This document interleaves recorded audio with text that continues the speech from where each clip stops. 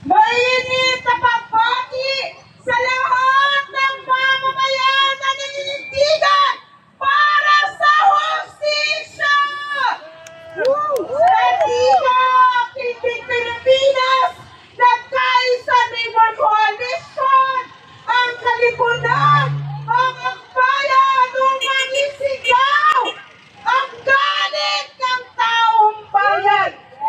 Sa gitna ng rumalagasang mga baha, sa gitna ng mga ulan, sa gitna ng paghihirap na dinaranas ng taong bayan, na dumadagsang baha ng bagyo ng nakaraang linggo, ay tuloy-tuloy ang pahirap sa taong bayan.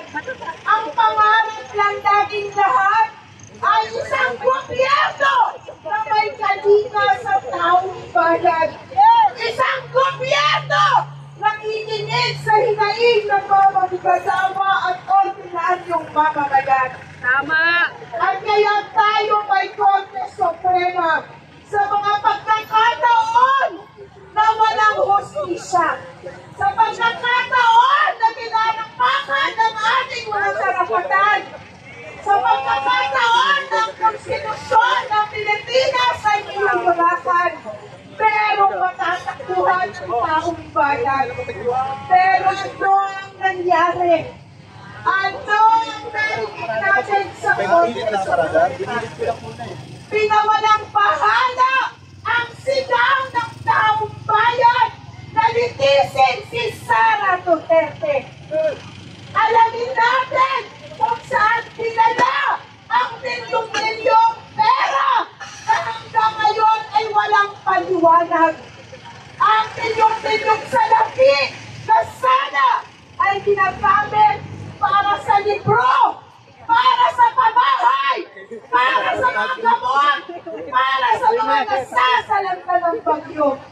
Ang mga pera na nawawala, ang pera na ninakaw ni Sara Duterte!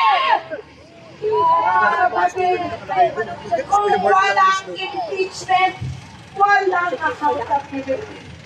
Kung walang proseso, hindi malalaman ng taong bayan nasaan ang salapi. Ang mga manggagawa, tuwi na lamang sila ay binabaratang sweldo. Napakahirap pakinggan ng gobyerno ito. Ang bawat manggagawa na humihingi ng hustisya ay kahihirapan humingi ng hustisya. Ngayon, ang pera, ang buwis na galing sa dugo ng mga manggagawa, ninakaw. Papayag pa tayo na walang accountability. Ito ang pera galing sa buwis ng mamamayan. Sakripisyo araw-araw ng manggagawa na binuwabuhat ang sweldo. Mga manggagawang kontraktual, mga manggagawang nakakaranas ng pagpamalabis. Ngayon, humihingi tayo ng hustisya. Saan pinala ang pera na dapat gamot para sa anak ko? Ang pera na sana pang-edukasyon. Ang pera para sa aming pamilya. Nasaan ang accountability? Huwag natin pag-usapan anumang mga teknikalidad.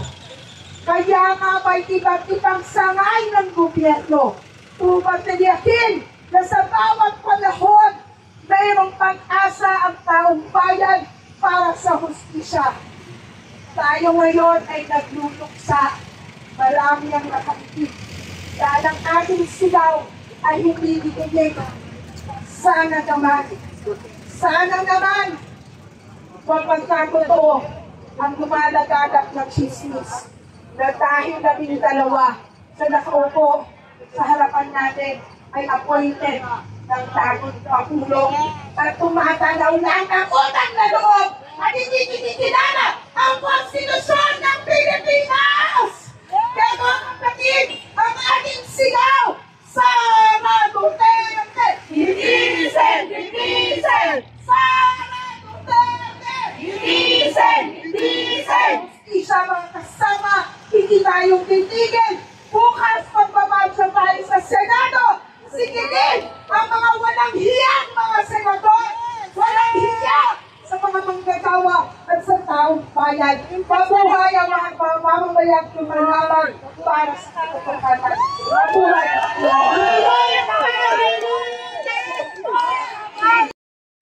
Pwede naman dito. Tuloy, Dr. Kasi kailangan alam hindi pa naman yung why at well, kasi house ay nag-5 kahapon, baka meron pa kung pa yun sa today, dahil today nga ang unboxing court. At tingin naman po sa mga may ganung reason na nilang galangin baka naging pa-final sa Supreme Court decision. So sana galangin din nila yung procession, yung tamang legal process. Sabi ko ba kay Justice Yonen Ayun po, tayo po ay naniniwala naman na expert talaga si Justice Yonen. Alam niya, nakasama po natin siya sa ibang mga laban. Malaki po yung naging contribution niya sa administration ng Tito ko nung panahon ng signing ng framework agreement of Bangsamoro. Alam niya na mahalaga yung proseso pero mahalaga rin na madidig yung hiling ng taong bayan, yung hiling ng mga Moro nung panahon ng PAB, at saka yung hiling ng mas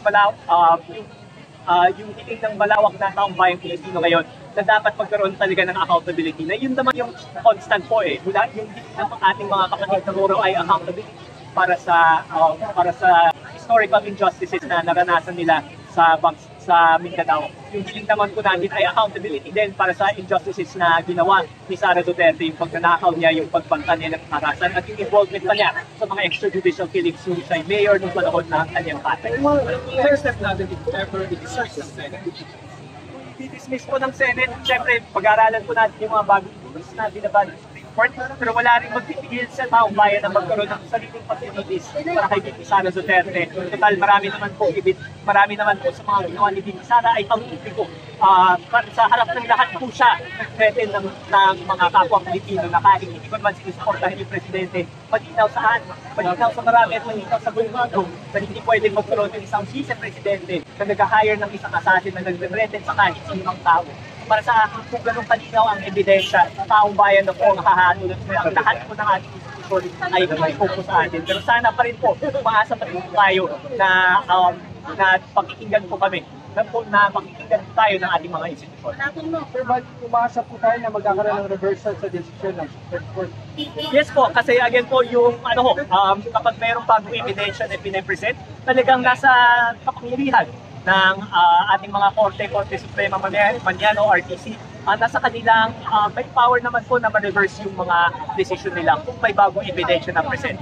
Sa naging decision ng Korte Suprema noong July 25, may ilang mga punto, may ilang mga facts na hindi nabanggit doon sa decision.